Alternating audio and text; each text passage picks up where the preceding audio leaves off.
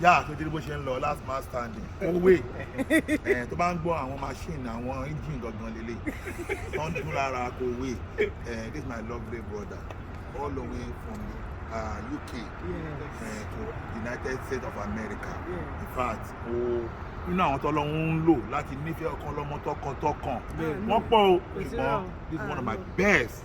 fans all over the world in fact wọ́n dídí wá láti UK wọ́n wá sí America wọ́n á ṣe ìnáwó but God so good ó jẹ́ ká jọ wà pàtí lánàá àmọ́ ìrìn àjò mi Canada nígbà tí màá fi dé sí America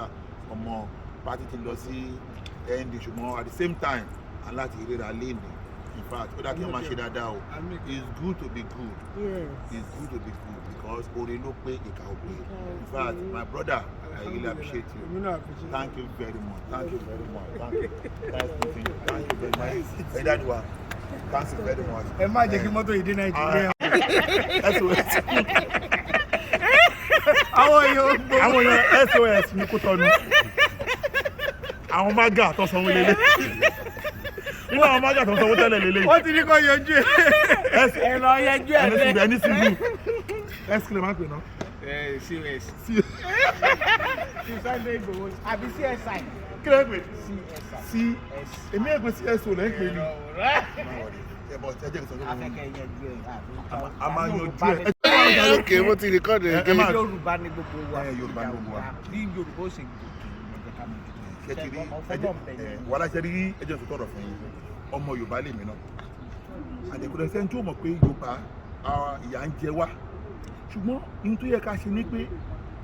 if you cannot beat them you can join them láti lè wọlé government of the people by the people of the people là ń lò Nàìjíríà so that ohun tó ṣẹlẹ̀ ni pé tí a bá mọ̀ pé a fẹ́ kí Yorùbá a fẹ́ kó lóko ẹrú àkọ́kọ́ belong because wọ́n tó bá fẹ́ mú ọ̀bọ wá sí bí ọ̀bọ ìyẹn ló fà á tí bàbá wa Aṣíwájú Bọ́lá Ahmed Tinubu ló ṣe ń build the career ìbọ̀ for the past 33 years láti pé òun náà fẹ́ gba Yorùbá kó lóko ẹrú torí pé ohun táwọn lọ́wọ́ ṣe tí ò rí ṣe Abíọ́lá náà ṣe kò rí ṣe bàbá ìwà ti pé ikú tó pa ládìyẹ ó gbọ́dọ̀ pélé wúrẹ́ làwọn ṣe mọ̀ọ́mọ̀ lọ́ọ́ ṣe dọ́gbọ́n fara ro wọn kò jẹ́ pé bóyá Tinubu gọ̀ ó mọ̀ọ́mọ̀ fara ro àwọn north láti lè mọ system wọn because ṣẹ́dídé Awólọ́wọ̀ kò fara ro north náà ṣiṣẹ́ lẹ́yìn Abíọ́lá kò ṣe olóṣèlú kò fara ro north náà ṣe ríṣẹ́ lẹ́yìn but bàbá mọ̀ọ́mọ̀ lọ fara ro north ṣé gbogbo àtàwọn Yorùbá nation ń parí pé kò ráyè ti ilẹ̀ Yorùbá north ló náwó sí ó mọ ohun tó ń ṣe tó ló mọ̀ pé àwọn pípọ̀ yìí wọ́n pọ̀ jù wá lọ bẹ́ẹ̀ni kò sí tá bá fẹ́ di presidential election ní Nàìjíríà tí ò bá ti rí ìbò north ò lè lọ ní bàbá yẹn ṣe mọ̀ọ́mọ̀ lọ ṣe bí ẹni gọ̀ fún wọn ìgbà tí wọ́n ṣe bí ẹni gọ̀ fún wọn yẹn làwa ọmọ Yorùbá kan làwa gbógun tì dé pé kò nífẹ̀ẹ́ Yorùbá ó mọ ohun tó ń ṣe. tó bá nífẹ̀ẹ́ Yorùbá tó fi hàn kò ní débẹ̀. tẹ́lẹ̀ àwọn pípẹ́ kékeré àwọn gbìmọ̀ kan wà tó ń pè ní Kaaba jẹ́ pé wọ́n wà nínú Aso Rock yẹn for donkey years jẹ́ pé any president tó bá dé wọ́n fẹ́ control ẹ̀ but inú ẹni tí wọ́n lè rí control ní Tinubu wà tó dà gbogbo kíní yẹn ló gbá géèmù yẹn tó náwó tó nọ́ra ohun tó wá dùn mí ni wípé ṣètìlẹ́ nígbà tí Yorùbá nation bẹ̀rẹ̀ mo wà ní ẹni tí mo kọ́kọ́ mọ̀ nípa Yorùbá nation through Sunday Igboho but tí mo pè sákèsì because we are it's like brother to me we are close because àwọn kan sọ pé ẹ̀kan lórí rí ẹ̀mejì lórí rí I have a lot of video a lot of photo kódà ilé tí Sunday Igboho ń gbé kó tó parí ẹ̀ I was there more than 1, 2, 3 times. You understand? And the man sọ̀rọ̀ all the time because ẹlòmíì ṣe mistake wọn náà ẹ̀kan lórí ẹ̀mejì lórí rárí ẹlòmíì wà nù ayé tí wọn ò ríra rí tó dẹ̀ communicate every day lórí media go ní wọ́n náà lọ sínú group ẹ̀ ayé tùlù dára so that we are always communicate a máa ń sọ̀rọ̀ gan so that tó jẹ́ kí n mọ̀ kó rà pé mo ní àlàyé ṣé ti rí Yorùbá nation yẹn ẹ jẹ́ kí a ṣe máa fọpọlọ ṣe ẹ jẹ́ a ní stamp A and stamp B stamp A Yorùbá nation stamp B ni wípé tó bá jásìkò election tọ́lọ́ bá ti bá wa ṣe tí a bá fi lè rí Aṣíwájú Bọ́lá Ahmed Tinubu tó win primary election ẹ kí gbogbo Yorùbá ká support ẹ tó bá support ẹ tọ́mọ Yorùbá bá ti débẹ̀ so that àjọ wa pariwo Yorùbá nation. ó jẹ́ sọ fún wọn Buhari má fọ̀rọ̀ Yorùbá ṣeré so that ìyẹn lè mí rò pé ó yẹ kí gbogbo Yorùbá jọ ṣe náà ìgbà tó wá di pé 1 minute and lọ́sìn ẹ má bọ̀ ìgbà tó wá di sí pé Yorùbá padà wá di tó wá di àsìkò election ẹ má wọ nígbà tó di àsìkò election tí géèmù yẹn ti bẹ̀rẹ̀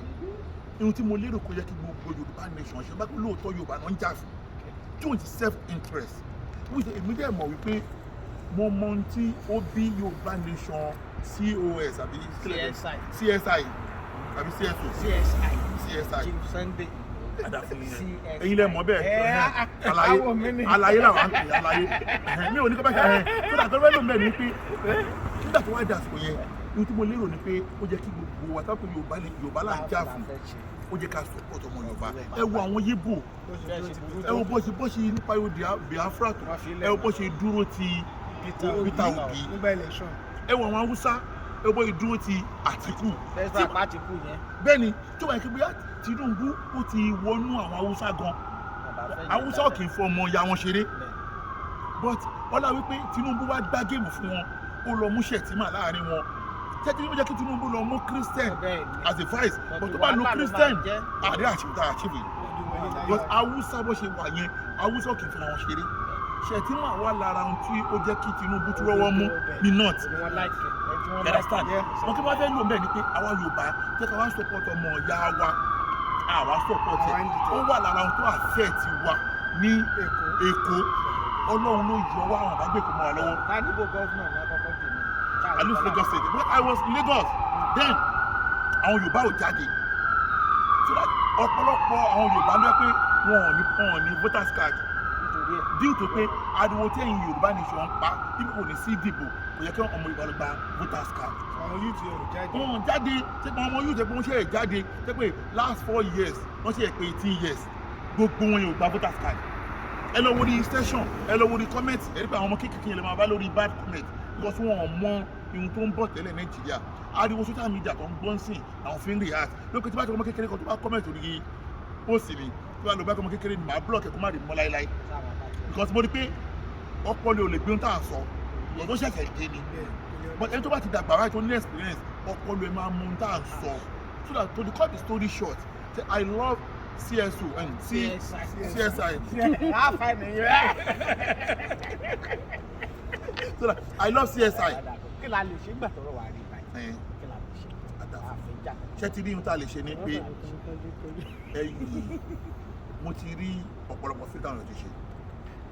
ẹbí mi lè ṣe wáyé Ọlọ́run ṣe mẹ́ta kan àmọ́ bẹ́rẹ̀ ọ̀ṣun mọ́ kò tí ariwo tó lè wá parí orúkọ mi ò ti ẹ̀ ń ríro mi ò rí ariwo rò mo dẹ̀ ti jẹ́ ìkàdé kí mo ṣe wáyé ihun tí ó bá ń ṣe mí mi ò kì í ríro ihun tó bá bẹ́ ṣe ni máa ń focus ìgbọ̀n tí ẹni gbogbo tó bá ń ṣe tó bá ríro ẹ wò bàbá aṣíwájú bọ́n ṣe ń bu tó kò ríro ibi tó ń lọ ló ń lọ bẹ́ẹ̀ mi ṣe wà nísìnyí ó bá máa pariwo mi next time nǹkan tó fẹ́ ṣe ni máa ṣe so that now see get the big table kí ni solution ṣẹ́ni solution ni wípé Yorùbá ti di president ihun tó kù sí ẹ kí gbogbo ọmọ Yorùbá nílé lóko ẹ jẹ́ ká gbà fún aṣíwájú ká support aṣíwájú tó yẹ yín because every media yìí àwọn ọ̀nà fi ń ba nǹkan jẹ́ tó pọ̀ wọ́n fi ba nǹkan jẹ́ ni so ẹ jẹ́ ká support aṣíwájú Bọ́lá Ahmed Tinubu now àwa ń pariwo ṣe pé àwa kan ṣàdédé pé àwa aṣíwájú new Nigeria bloggers we are ready láti pé gbogbo táṣíwájú bá ń ṣe a fẹ́ máa jẹ́ kí àwọn èèyàn rí